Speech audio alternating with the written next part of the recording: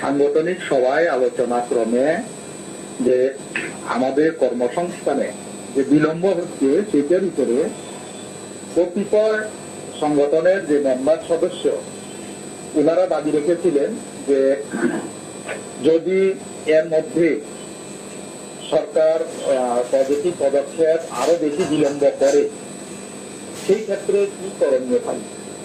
তখন আমরা স্পষ্টভাবে বলেছি 27 তারিখের কথা, সেটা যে সরকার যে সিদ্ধান্ত গ্রহণ করেছে ক্যাবিনেট থেকে, এই সিদ্ধান্ত খুব শীঘ্রই সরকার সেটা কার্যকর করবে।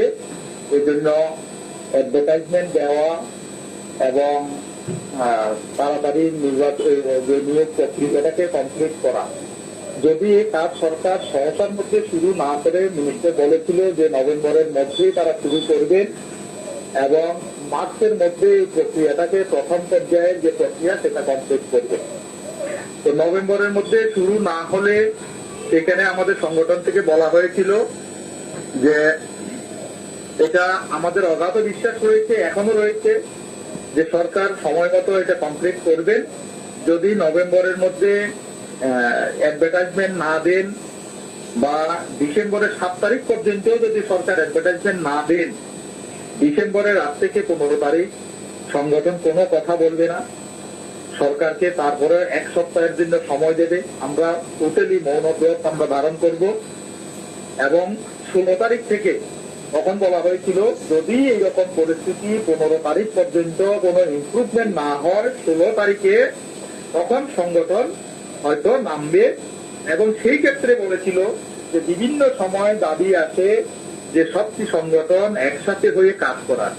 সেখানে আমাদের সংগঠনের আদরণীয় সভাপতি শ্রী প্রদীপ বণিক মহোদয় স্পষ্টভাবে বলেছিলেন যে যারা এমন মনে করছে যে অ্যাক্টিভিটি সংগঠন সবাইকে নিয়ে কাজ করতে চাইছে না, এইরকমটা নয়। অ্যাক্টিভিটি সংগঠন শুরুর দিন থেকে চাইছে সবাইকে নিয়ে একসাথে চলার জন্য, কিন্তু কতিপয় সংগঠন ওনারা আসে তো না, বাইরে এটার বিরূপ প্রতিক্রিয়া ব্যক্ত করে মানুষকে বিভ্রান্ত করার চেষ্টা করে। আপনারা বিগত দিনেও দেখেছেন যখন ওই সংগঠনগুলি আন্দোলন কর্মসূচি করতে গিয়ে ওরা আহত হয়েছিল, আমি প্রদীপ বাবু সহ আমাদের সংগঠনের বেশ কিছু কর্মকর্তা হসপিটালে গিয়ে উনাদেরকে দেখে সেই দিনও আমরা বলেছিলাম যে আপনারা সবাই একসাথে আসুন, আমরা সবাই একসাথে মিলে কাজ করি।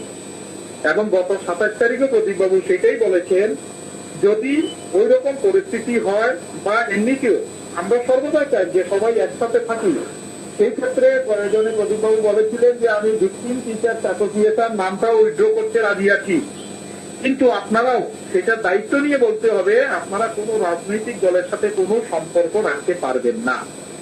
হ্যাঁ, বর্তমান পরিস্থিতিতে নিশ্চয় সরকারের সাথে যোগাযোগ তো করতে হবে, যেহেতু কাজটা সরকার করবে, সরকারের সাথে আমরা যোগাযোগ করব।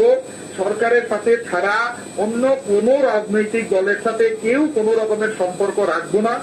সম্পূর্ণভাবে নিরপেক্ষ একটা অরাজনৈতিক মঞ্চ গঠন করে আমরা সবাই একসাথে থাকবো। তো আপনারা এর মধ্যে দেখেছেন 27 তারিখ সরকার একটা বিজ্ঞপ্তি অলরেডি জারি করেছে। কালকেও আমাদের কথা হয়েছে সরকারের প্রতিনিধিদের সাথে যে বাকি যে প্রথম যে 4000-এর নিয়োগের কথা বলেছেন, সেই 4000-এর বাকি পর্বগুলো রিসেন্ট সেগুলো দেবে 1-2 দিনের মধ্যে অ্যাডভার্টাইজমেন্ট দেওয়া হবে।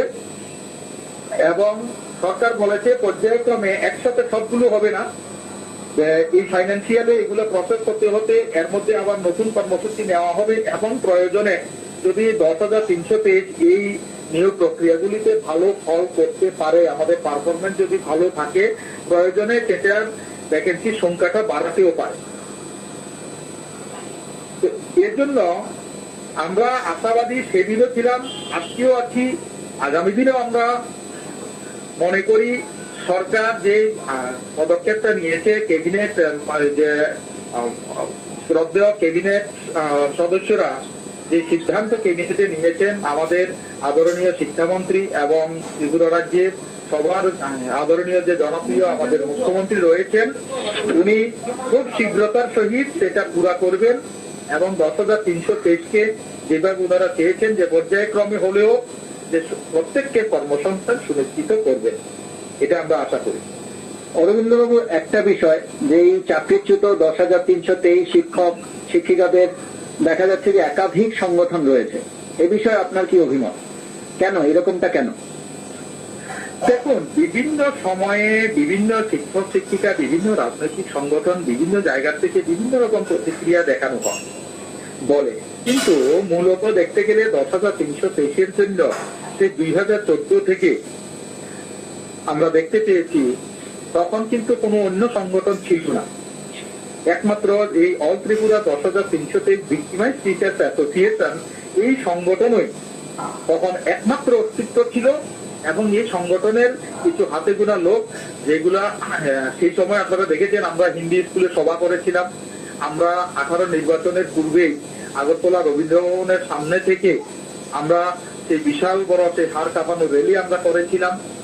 আমরা এই হিন্দি স্কুলে, এই যে আজকে অনেকে বলছে যে আমার চাকরি যায়নি, আমার চাকরি যায়নি, আমরাও সেই দিন রাজপথ কাঁপিয়ে চিৎকার করে বলেছিলাম যে আমার চাকরি যায়নি, তুমি রংলি আমাকে ডিসমিস ফ্রম সার্ভিস করছো, আমাকে কোনো ইন্টিমেশন দাওনি তুমি। সেদিন আমরা টার্মিনেশন লেটার, আমি, প্রদীপ বাবু, আমাদের এই অ্যাক্টিভিটি সংগঠন যে আগরতলা হিন্দি স্কুলে আমরা সেদিন টার্মিনেশন লেটার পুড়িয়েছিলাম। কিন্তু দুঃখের বিষয়, ওই সময়ে যে সকল কতিপয় শিক্ষক শিক্ষিকা আমাদের বিরোধিতা করে সেই সময় আগরতলাতে মিষ্টি খেয়েছিলেন, বলেছিলেন অবরোধ সমাধানের পথ নয়, আমরা টার্মিনেশন করাচ্ছি, আমাদের গালমন্দ করেছিলেন, ওরা এখন নতুন নতুন সংগঠনের জন্ম দিচ্ছে। সেদিন ওর হতে পারে, সেদিন ত্রিপুরা রাজ্যের রাজনৈতিক পরিস্থিতি যেই রকম ছিল যে 25 বছরের দাম্ভিক সেই সিপিএম সরকারের যে রক্তচক্ষুর সামনে অনেকেই সেদিন আসতে পারেনি বা আসার সাহস পায়নি। কিন্তু আজকের দিনে সেই রকম কোনো পরিস্থিতি তো নেই ত্রিপুরা রাজ্যে। আজকে যে যার খুশি সবাই মত প্রকাশ করতে পারছে, আন্দোলন করতে পারছে, কর্মসূচি নিতে পারছে। তাহলে আজকে সবাই সেই দিন কঠিন পরিস্থিতিতে যারা এই আন্দোলন কর্মসূচি নিয়েছিল, 10,000-এর জন্য যারা সামনে এসেছিল, ওদের সাথে মিলে কাজ করতে ইনাদের কি অসুবিধা থাকতে পারে যদি উনারা 10,000-এর জন্য কাজ করে থাকে? আমার তো মনে হয় কোনো অসুবিধা থাকার কথা না। তারপরেও আমাদের আদরণীয় সভাপতি বলেছেন প্রদীপ বাবু যে যদি এখনো অ্যাক্টিভিটি এর দরজা খোলা থাকবে সবার জন্য, যদি এখনো ওনারা বিভিন্ন রাজনৈতিক দলের শরণ থেকে মুক্ত হয়ে যদি একসাথে আসতে চায়, প্রয়োজনে অ্যাক্টিভিটি এর সংগঠনের নামও আমরা পাল্টাতে রাজি আছি, সবাই একসাথে মিলে কাজ করব। কিন্তু দেখেন, ওনারা 29 তারিখে একটা টিম কনভেনশন করে, 30 তারিখে আরেকটা টিম কনভেনশন করে, 29 তারিখে তারা বলে যে আমরা এই সংগঠন থেকে করছি। তো 3টা সংগঠনকে দেখা গেছে ওনারা সবসময় কোনো কর্মসূচি হাতে নিলে 3টা সংগঠন একসাথে নেন, কিন্তু আবার তাহলে সংগঠন 3টা কেন? তার মধ্যে আবার 29 তারিখে যখন ওই সংগঠনের কর্তাকে আপনারা জিজ্ঞাসা করেছেন সাংবাদিক মহল থেকে যে আগামী দিন একটা কনভেনশন আছে, আপনারা কি সহযোগিতা করবে? তখন ওনারাই বলছে যে না, ওরা তো রাজনীতির দ্বারা পরিচালিত হয়, তো ওনাদের সাথে আমাদের যাওয়ার প্রশ্ন উঠে না। আমরা তো এই কথাগুলোই বলছি যে আপনারা 2 দিন বাদে দেখি আপনারা 3 জন একসাথে, আবার আপনারাই বলেন যে ও রাজনীতির দ্বারা পরিচালিত, ওই নেতার দ্বারা পরিচালিত। ওইসব ছাড়েন না, ওইসব ফল ছেড়ে এই সংগঠনটা শুরু থেকে নিয়ে কাজ করছে 10,000-এর জন্য, সবাই একসাথে আসুন। এটা অরবিন্দবাবু, আপনারা কতটা আশাবাদী?